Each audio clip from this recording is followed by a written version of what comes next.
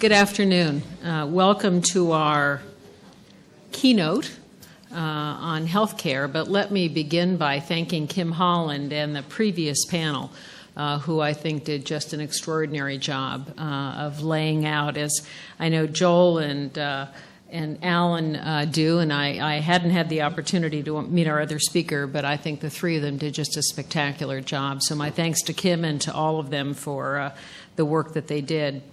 Let me also take just a moment and thank NACI.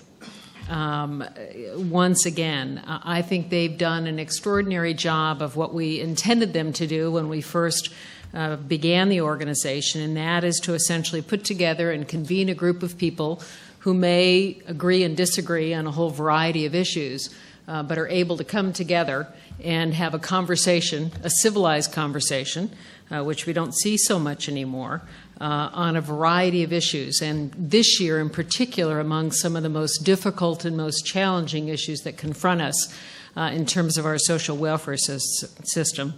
I think I can speak for all three of us who are the sort of co-chairs of this meeting, that in fact we can take absolutely no credit for the fact that they have in fact convened an extraordinary group of people. Pam Larson and Kristen and Virginia Reno are really to be thanked. So please join me in thanking all the NACI staff.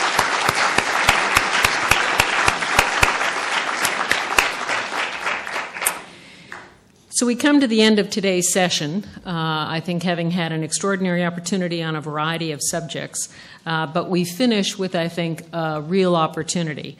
Our speaker, Don Berwick, is considered one of the nation's leading advocates for high-quality health care.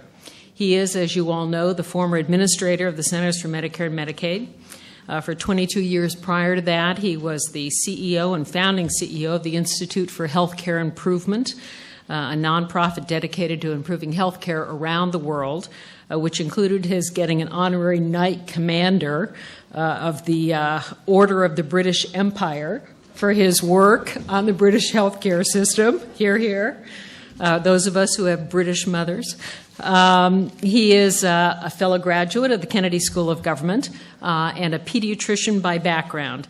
He has served on the faculty of the Harvard School of Medicine. You will see in your packets a full bio that give you a sense of the extraordinary work that Don has done and the number of awards he has received that recognize that extraordinary work. But let me add just a personal note. Not everyone chooses public service. In fact, I worry that too many of my own students at the Kennedy School have chosen to go a different route, consulting firms, a variety of other things, and are not seeking out positions in the federal or state government, which we certainly hope that they would do. The rewards of public service are not very obvious, and as I know from very personal experience, the risks can be quite high to an individual. As difficult as it is for elected officials, which it is, no question, it is as tough in a different way for the staff, for those of us who choose to work for people who are in elected office.